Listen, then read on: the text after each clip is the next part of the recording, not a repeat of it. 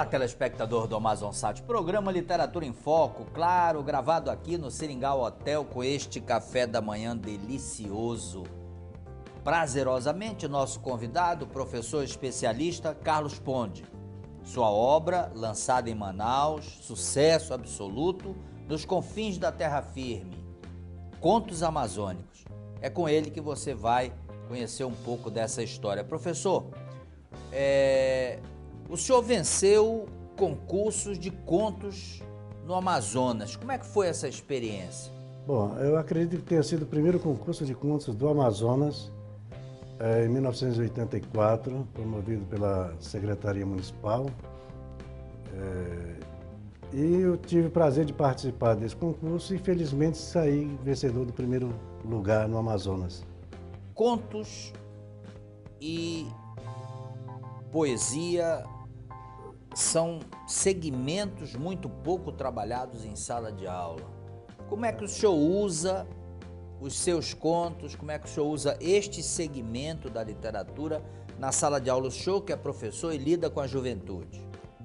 Olha, inclusive recentemente foi trabalhado um dos contos em sala de aula, e esse conto que foi trabalhado em sala de aula veio com uma culminância em forma de teatro, apresentado na escola para todas as turmas envolvidas, e foi assim uma culminância maravilhosa, onde participaram inclusive pessoas da Secretaria de Educação e que elogiaram bastante esse trabalho de trabalhar contos em forma de teatro em sala de aula. Há uma dificuldade muito grande, e o senhor é testemunha disso, eu sou testemunha disso, há uma dificuldade muito grande de trabalhar os autores amazonenses na sala de aula com os alunos. Se cair no vestibular determinadas perguntas de autores amazonenses, muitos erram por falta desse conhecimento. Como é que o senhor tem percebido essa dificuldade? De que forma o senhor tenta minimizar esse problema?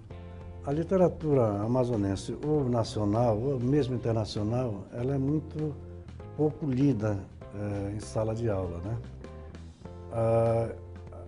Há uma necessidade realmente dos professores se envolverem mais com a questão da literatura, principalmente professores de português, né, para demonstrar aos alunos a riqueza que tem a nossa terra, né, a nossa poesia, a nossa literatura.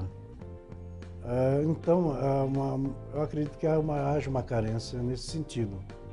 Mas é muito importante trabalhar a literatura em sala de aula, uma vez que traz mais conhecimento da região, termos regionalistas, situações do cotidiano que muitas vezes passa despercebido pelas pessoas.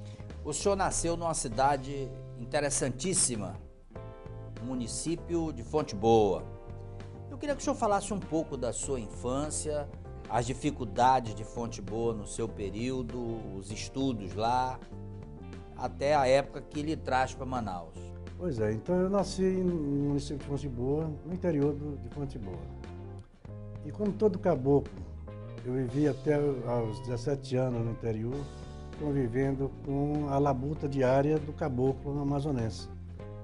De todas as atividades regionalistas, eu participei. Fui caçador, pescador, seringueiro, castanheiro, agricultor. Acompanhava meus pais nas estradas de seringa, nos roçados, nas pescarias.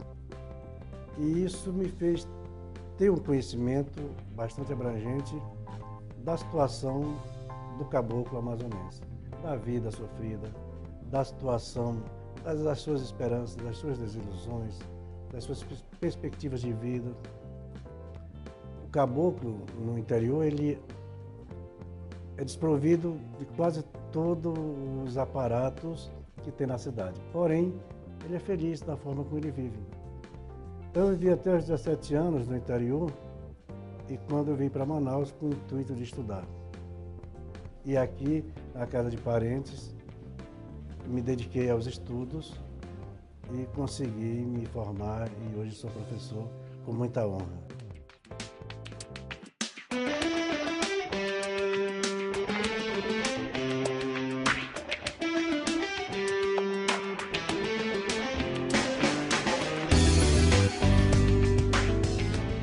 Estamos de volta ao segundo bloco do programa Literatura em Foco. Claro, eu com muito prazer converso com o professor Carlos Ponte. Ele é especialista, professor na rede pública e lançou em Manaus o livro Nos Confins da Terra Firme. São contos amazônicos. Professor, o senhor licenciou-se em História e fez 2 especializações. Certo. Há um estímulo, ou houve um estímulo do governo para que os professores da rede pública buscassem este segmento, uma graduação e finalmente uma especialização, ou um mestrado, ou um doutorado, enfim. Isso contribuiu para o ensino no Amazonas? Tirou aquele professor da mesmice e levou para a sala de aula algo mais? Olha só, Abraim, quando eu comecei a lecionar, a maioria dos professores não tinha graduação, né? Isso aí eu reconheço, foi um esforço muito grande do governo, tanto federal quanto estadual e municipal, na tentativa de qualificar esses professores para o exercício do magistério. Então foram feitos acordos com a Universidade Federal do Amazonas e tal, então hoje a maioria dos professores já tem graduação e muitos deles com especialização e até mestrado.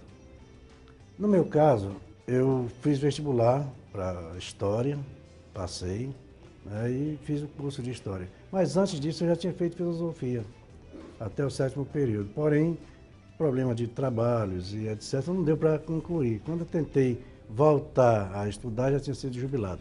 Mas aí eu fiz outro vestibular e concluí História. Em seguida, o governo do estado patrocinou, digamos assim, a especialização lato sensu, né, em História. E eu fui uma das primeiras turmas a fazer a especialização pelo estado do Amazonas.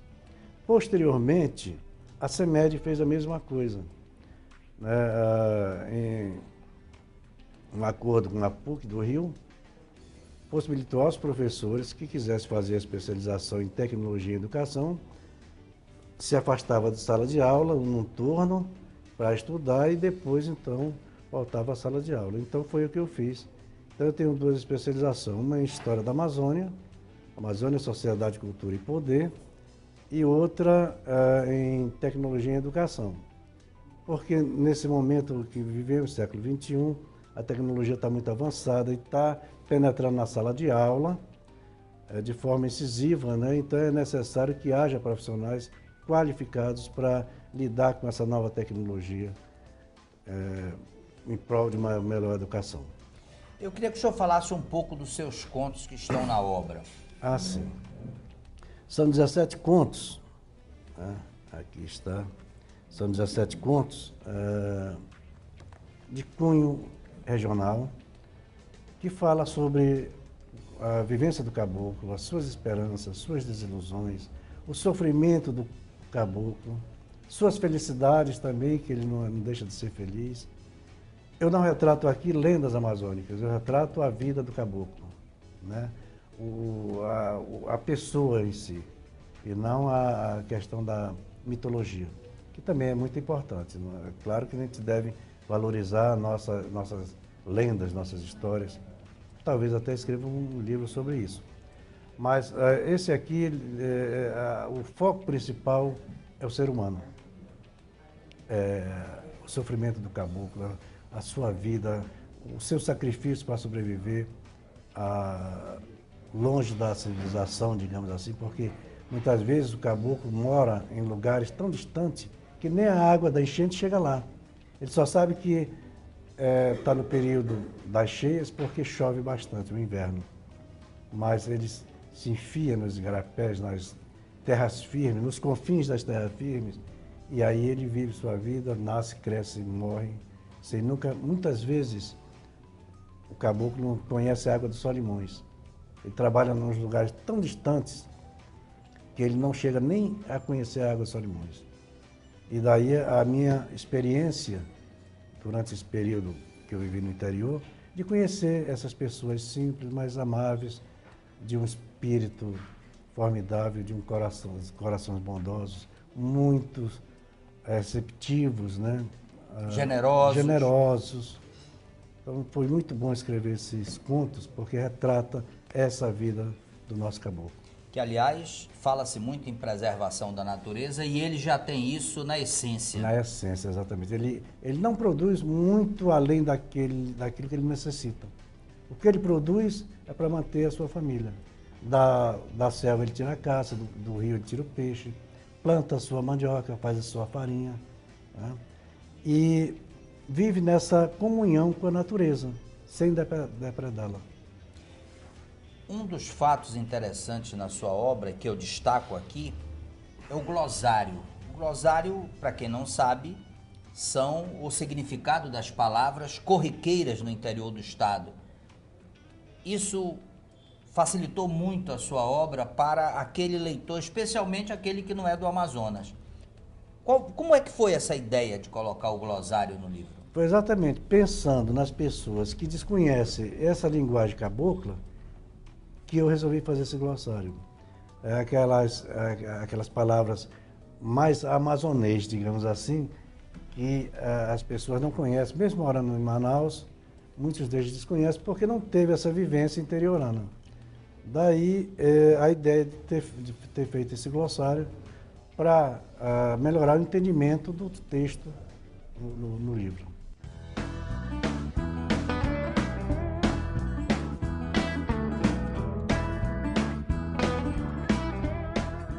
Estamos de volta, é o terceiro e último bloco do programa Literatura em Foco. Hoje, com muito prazer, eu gravo com o professor especialista Carlos Ponde. Falo da sua obra, Nos Confins da Terra Firme, obra de contos amazônicos.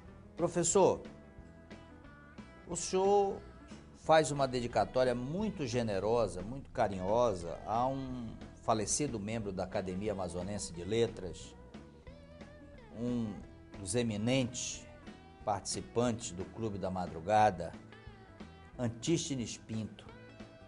Fale um pouco do Antístenes para a gente.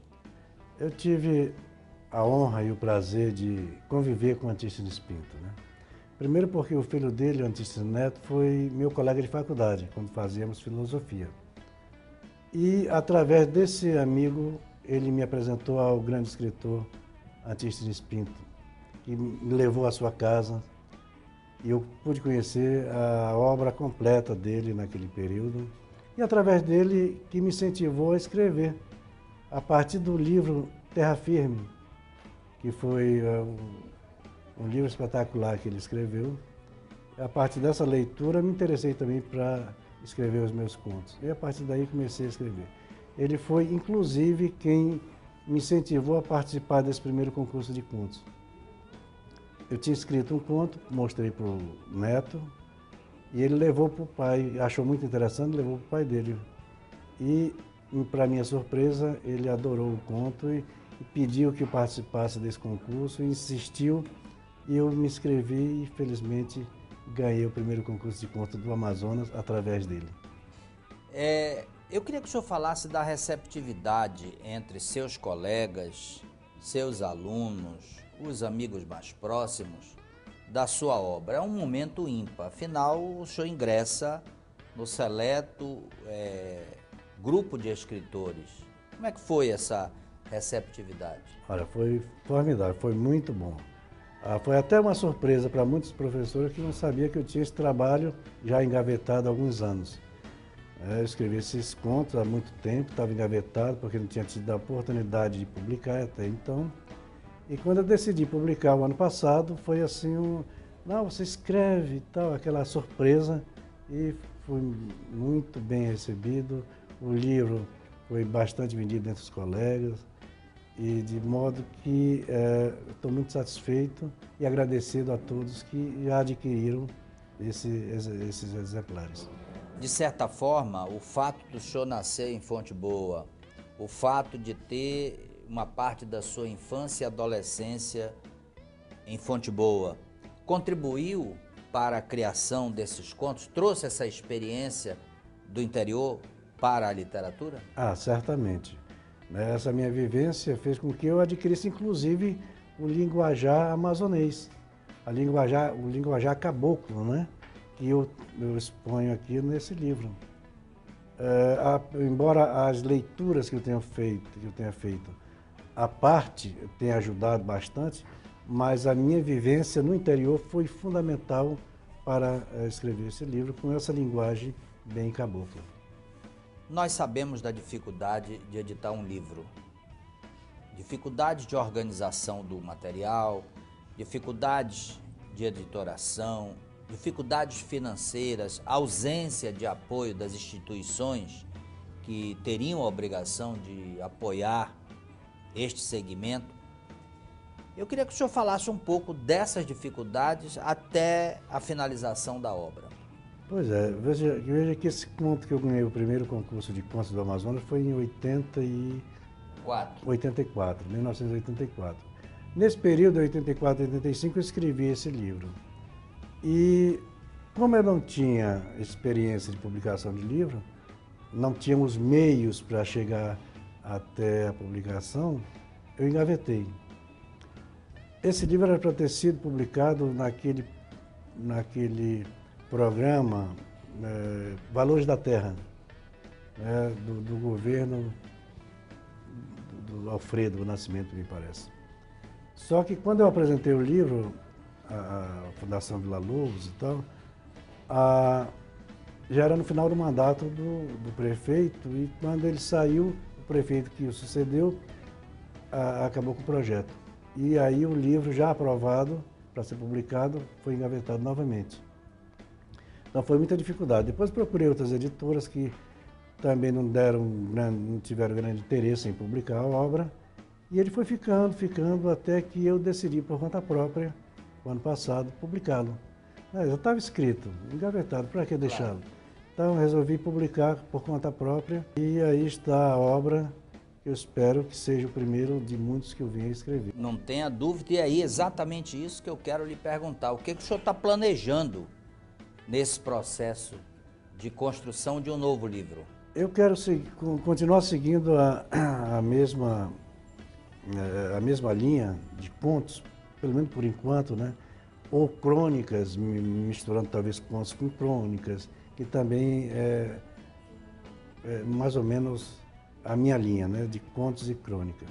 Mas também eu tenho outro projeto na área de Amazonas. Eu tenho um trabalho feito na faculdade que estou pretendendo até transformar em livros, para que possa ser estudado em sala de aula, né, possa ser lido com os alunos. E é um trabalho mais técnico, né, essa parte de Amazônia. Mas na literatura eu pretendo seguir na linha de contos. Professor, chegamos ao final do programa e agora o senhor tem a oportunidade de se despedir e naturalmente fazer seus agradecimentos. Então eu quero agradecer ao seu programa, ao AmazonSat, por essa oportunidade de divulgar esse título para a Amazônia e para o mundo. Fico muito agradecido, agradecer à minha família que me deu todo o apoio e a todos os amigos que participaram da publicação desse livro. Nós lhe desejamos boa sorte, esperamos lhe encontrar com uma outra obra, sucesso absoluto. Estamos chegando ao final do programa e agora nesse momento eu quero falar exatamente dos patrocinadores. O nosso agradecimento muito generoso ao Guaraná Magistral, Magistral Gold, à importadora TV Lá e a você, telespectador, que nos acompanha há quase 18 anos. Que possamos na próxima semana ter um novo encontro agradável com este café da manhã e uma nova obra publicada na Amazônia para você. Até o próximo programa. Até lá.